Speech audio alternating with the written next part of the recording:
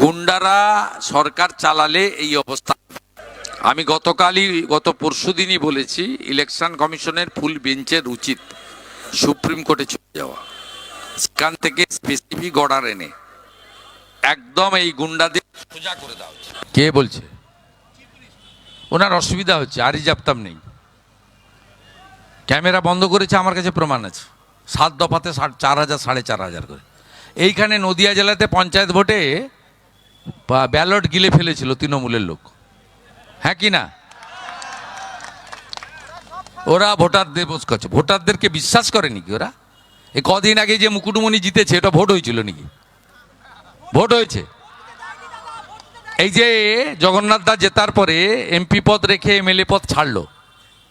21-এ উপনির্বাচন হয়েছিল শান্তিপুরে, নিরঞ্জন বিশ্বাস দাঁড়িয়েছিল, 60,000 ভোটে লুট করে হারিয়ে দিয়েছিল। ওখানে 30,000 লিড নিয়েছে 24 সালে জগন্নাথ সরকার। তো এরা ভোটারদেরকে বিশ্বাসই করে না, এরা কি ভোটাধিকার দিবস পালন করবে?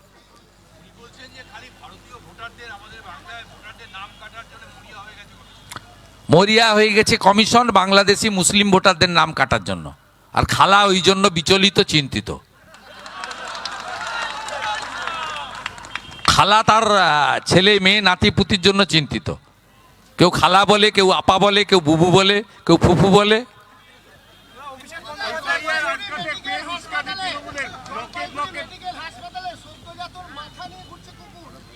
ভয়ঙ্কর চিত্র, ওই ছবি দেখা যায় না, আমি অনেক আগেই পেয়েছি সকালে।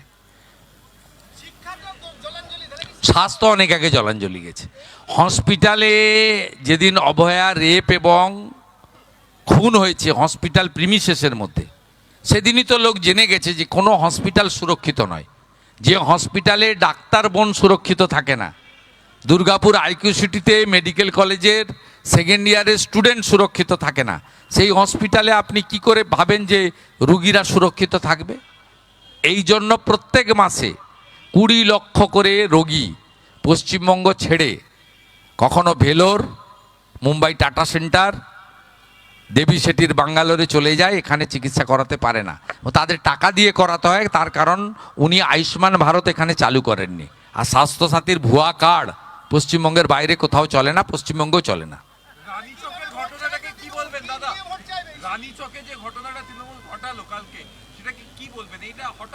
জিহাদি আক্রমণ, শিডিউল কাস্ট পাড়াতে রাত্রি 12:30টার সময় ঢুকে জিহাদি আক্রমণ হয়েছে। জিহাদি আক্রমণ হয়েছে এবং পুলিশ সুযোগ করে দিয়েছে। তফসিলি মায়েদেরকে অত্যাচার করেছে, 5 জন হসপিটালে গেছেন, 1 জন এখনো ভর্তি আছেন। ওটা কমপ্লিটলি শিডিউল কাস্ট এলাকা, হরিজন পাড়া, যাদেরকে আমরা প্রণাম করি, শ্রদ্ধা করি, তাদের উপরে আক্রমণ করেছে। এটা জিহাদি জঙ্গিদের আক্রমণ, এবং যারা একাধিক মার্ডার কেসে অভিযুক্ত বিভিন্ন সময়, তাদেরকে দিয়ে করিয়েছে।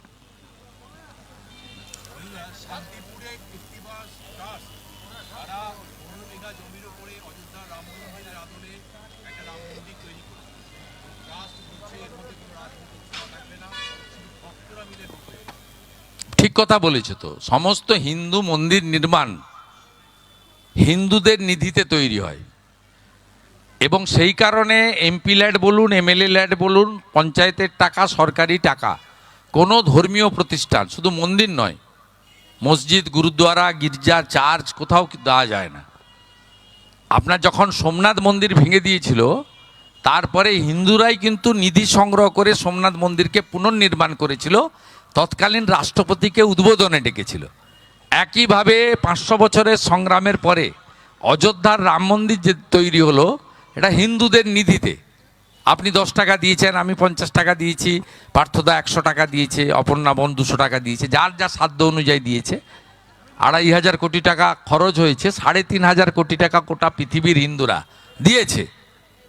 অতএব এই লোকটা যেটা বলেছে, ভক্তর জায়গায় ওই শব্দটা হবে হিন্দুদের নিধিতে তৈরি হবে। কোনো হিন্দু মন্দিরে অন্য লোকের অর্থ গ্রহণ করা যায় না।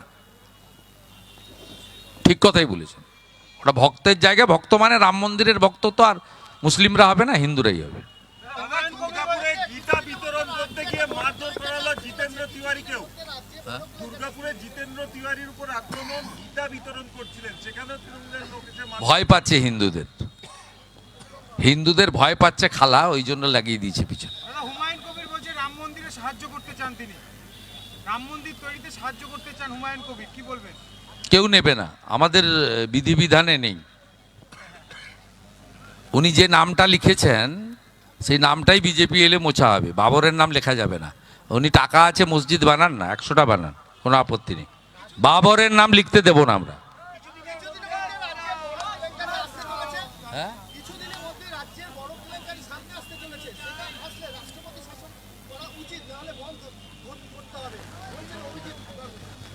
উনি দীর্ঘদিন ধরে বিচারপতি ছিলেন এবং অত্যন্ত সজ্জন ব্যক্তি, জ্ঞানী ব্যক্তি, এবং দুর্নীতির বিরুদ্ধে লড়াইতে অনেকেই ওনাকে আইকন হিসেবে মনে করে। ওনার কাছে নিশ্চয়ই স্পেসিফিক কিছু তথ্য আছে, উনি যখন বলেছেন নিশ্চিত সময় মতো করবেন। আর আমার সঙ্গে ওনার ওয়ার্কিং রিলেশন আছে, টকিং টার্ম আছে, আমি ওনার সঙ্গে কথা বলে নেব। ওনার মন্তব্য নিয়ে বাইরে মিডিয়ার কাছে আমার বলার দরকার নেই, he is my senior colleague.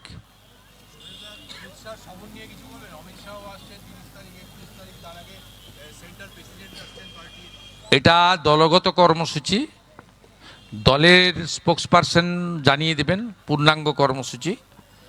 আর আমাদের রাষ্ট্রীয় সভাপতি 27 তারিখে আসছেন, দুর্গাপুরে নামবেন এবং একাধিক কর্মসূচিতে যোগ দেবেন। এবং আমাদের স্বরাষ্ট্রমন্ত্রী প্রাক্তন জাতীয় সভাপতি অমিত শাহজিও আসাম থেকে 30 তারিখে এখানে এসে পৌঁছাবেন। দুটো কর্মসূচি রাজনৈতিক কর্মসূচি, দলের পক্ষ থেকে বিস্তারিত কর্মসূচি যেভাবে আগের দিন আপনাদের জানিয়ে দেওয়া হয়, দলের মিডিয়া ইনচার্জ জানিয়ে দেবেন।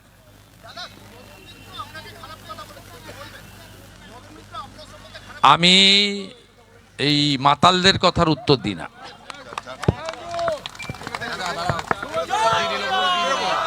মদনা মাতাল না? হ্যাঁ মাতাল তো, রেজিস্টার্ড মাতাল। এই করে আমাদের রাষ্ট্রবাদী এবং সনাতনীদেরকে বিভক্ত করতে চায়। বন্ধু আপনি বলুন তো, কালীগঞ্জের বুথগুলো দেখুন, একসঙ্গে যদি 100-র মধ্যে 90টা ভোট ওদের দেয়, আমরা কেন পশ্চিমবাংলার হিন্দুরা 100-র মধ্যে 90টা ভোট, আমরা সনাতন সংস্কৃতিকে যারা বাঁচাতে চায়, ভারতীয় সংস্কৃতিকে যারা বাঁচাতে চায়, সেই ভারতীয় জনতা পার্টিকে ভোট দেব না? গত লোকসভা নির্বাচনে এই এলাকায় আপনারা অনেক ঐক্যবদ্ধ। আপনাদের মাধ্যমে আমি রাজ্যের সমস্ত রাষ্ট্রবাদী এবং সনাতনীদের কাছে প্রার্থনা করব যে 54% ঐক্যবদ্ধ হয়েছেন আপনারা। আপনারা যদি 80-85% ঐক্যবদ্ধ হন, যা মালদা জেলার উত্তরে হয়েছে, তাহলে দেখবেন পশ্চিম বাংলায় এই নজরুল মিয়ারা কোন কন্যা বোন দিদিদের দিকে তাকাতে পারবে না। কথায় কথায় রাস্তা অবরোধ, জাতীয় সড়ক অবরোধ, ট্রেন থামিয়ে দেওয়া, পাথরবাজি করতে পারবে না। আপনারা ভারতীয় জনতা পার্টিকে আনতে গেলে হিন্দু শক্তিকে ঐক্যবদ্ধ হতে হবে, কারণ এটা রাষ্ট্র নির্মাণ এবং আমাদের এই পশ্চিমবঙ্গকে রক্ষা করার লড়াই। অত সহজে আমরা বাঙালি হিন্দুদের হোমল্যান্ড পশ্চিমবঙ্গ পাইনি। 1947 সালে 20 জুন পশ্চিমবঙ্গ বিধানসভা, এখন যার নাম তখন আইনসভা, ডক্টর শ্যামাপ্রসাদ মুখার্জি আর বাইরে স্বামী প্রণবানন্দ, তাদের লড়াইতে আমরা পেয়েছি। নইলে মোহাম্মদ আলী জিন্না চেয়েছিলেন সমগ্র কলকাতা সহ অবিভক্ত বঙ্গকে তিনি নিয়ে যাবেন পাকিস্তানে। এই নদিয়া জেলার অনেক অংশে 17ই আগস্ট স্বাধীনতা দিবস পালন করা হয়, 15 তারিখ হয় না। তার কারণ আমরা প্রথমে পাইনি কৃষ্ণগঞ্জ সহ অনেক জায়গা আছে, বাংলাদেশ বর্ডার তীরবর্তী এলাকার অনেক মৌজা গ্রাম, এখানেও কৃষ্ণনগরের তৎকালীন রানীমা আর ডক্টর শ্যামাপ্রসাদ মুখার্জির লড়াইতে আমরা এই জায়গাগুলো ছিনিয়ে এনেছিলাম হিন্দুদের হোমল্যান্ড বলে। আজকে এই সরকার যখন হিন্দু শরণার্থীদের, কেউ কি ভালোবেসে বাংলাদেশ থেকে এসেছেন? অবিভক্ত পাকিস্তান থেকে কেউ এসেছেন? এক কাপড়ে বাঁচার জন্য এসেছেন। বিভীষিকাময় দেশভাগ, কংগ্রেসের কলঙ্কময় অধ্যায়। আজকে দেশ যদি ভাগ না হতো, তাহলে এই যে জামাতিরা ওখানে বসে গোটা বাংলাদেশে হিন্দুদের শেষ করে দিয়েছে। দীপু চন্দ্র দাস জ্যান্ত লোককে পোড়াচ্ছে। বাংলাদেশে দুর্গাপূজার সময় বলে দেওয়া হয়েছে এই সময় আজান হবে, তোমরা ঘন্টা বাজাবে না, তোমরা মাইক বাজাবে না, ঢাক বাজবে না। আমাদের পঞ্জিকা শাস্ত্র, আমাদের সিদ্ধান্ত মতেই হোক, বিশুদ্ধ মতেই হোক, আমাদের কোনো রীতিনীতি চলবে না। হাজার হাজার বছরের পুরনো সনাতন প্রথা চলবে না। ওরা ঠিক করে দেবে। সে আপনার পুষ্পাঞ্জলির টাইম হোক, কলাবউ স্নান হোক, দেবীর বোধন হোক, সপ্তমীর পুজো হোক, নবমীর মহাআরতি হোক, দশমীর নিরঞ্জন হোক, আপনি করতে পারবেন না। ধুতি পরলেই মারছে, মাথায় শিখা রাখলেই মারছে, গলায় কণ্ঠি আপনার তুলসী মালা, আচার মালা দেখলেই মারছে। রতন মজুমদারকে বলল 5ই আগস্টের পরে চাকরি ছাড়বেন না ধর্ম ছাড়বেন? বলবো চাকরি ছাড়বো কি করে, খাবো কি? বাবা মা আছে, পুত্র কন্যা পরিবার, স্ত্রী আছে, 11 জনের সংসার। আমি ল্যান্ড ডিপার্টমেন্টে কাজ করি, আমার বেতনে সংসার চলে, জমি নেই, ধান হয় না। বলে তাহলে তোমাকে নাম বদলাতে হবে। রতন মজুমদার গেলেন, নোটারি করলেন, কাজী শফিউল্লাহ নাম নিলেন। রতন মজুমদারের 7 খুন মাফ হয়ে গেল। আপনি কি এই দিনটা দেখার অপেক্ষায় আছেন? আরো ভালো ভালো খবর দেখতে সাবস্ক্রাইব করুন বাংলা হান্টের ইউটিউব চ্যানেল। বাংলা হান্টের আরো খবর দেখতে নজর রাখুন। বাংলা খবর মানেই বাংলা হান্ট।